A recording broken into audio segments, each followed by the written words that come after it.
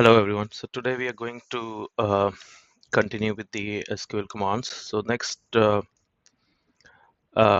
category in the SQL command is transaction control languages.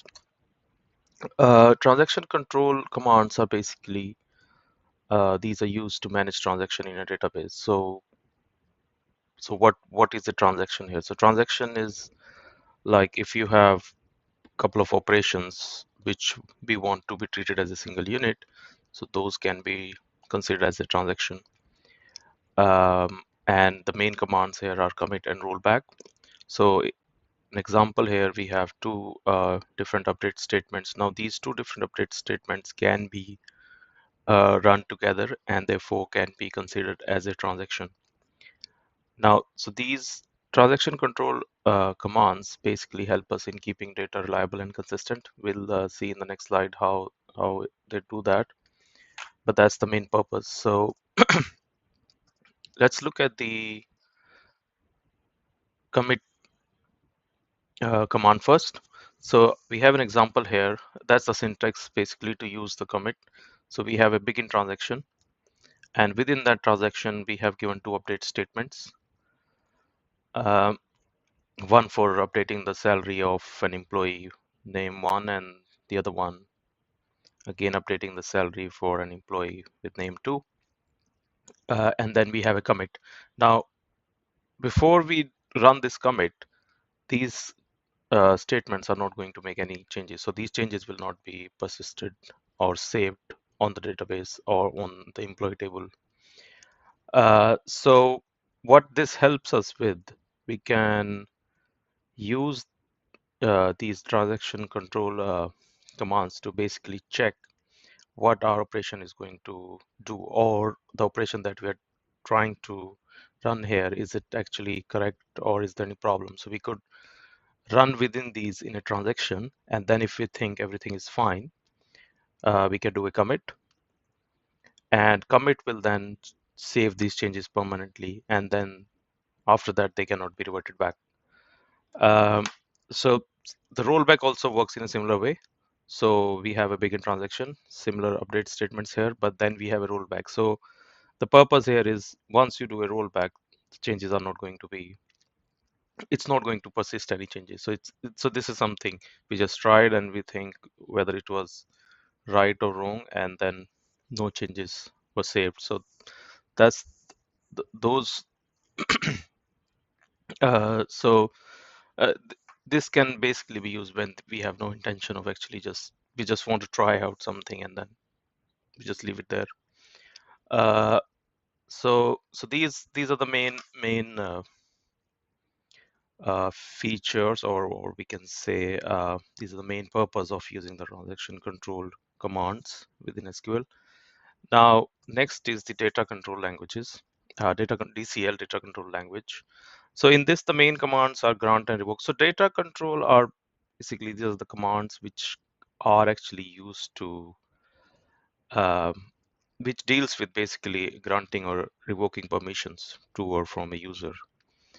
So it helps with the security because then we can ensure that only the appropriate users or the users who should be who should have uh, proper access, only those can perform certain operations.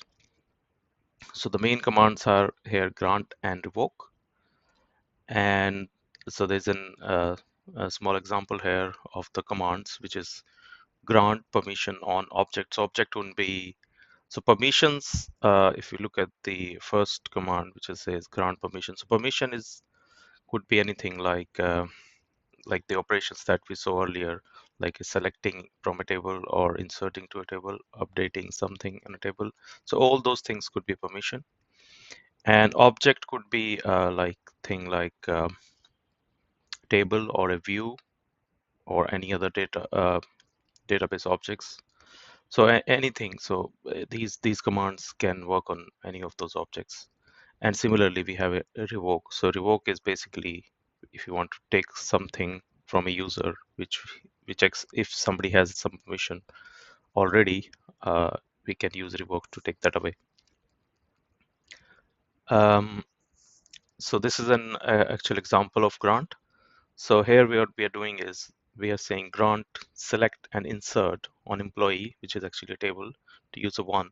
So now, and the second one, grant, update, and select on employee to user two. So in this case, only user one can only select and insert, cannot update or delete from the table employee. And similarly, user two cannot insert but can update an existing data or also able to view that data using the select uh, commands. Uh, revoke, as we talked earlier, it is just so user one already had select and insert. So now in this, what we are saying is, let's say um, user one did some mistake or some blunder while inserting the data and decided that shouldn't be given this permission. So it can be done using revoke. So here we are saying revoke insert permission on employee table from user one, so that then now user one can only select data, cannot actually insert anything. So this is what data control languages or DCL commands can be used uh, to handle these sort of permissions. There are more advanced things which could be done, but that's the basic. Uh, so with this, we have actually covered the all the different categories in the SQL commands. So we looked at the DDL commands, um, where how can we create a table. We looked at create table commands and other operations which can be done. And then we looked at the data manipulation languages, um, like update. We looked at delete, and then data query. The main one was select statement. And today we looked at the transaction control language and the data control language. So with that, we have covered all of these categories.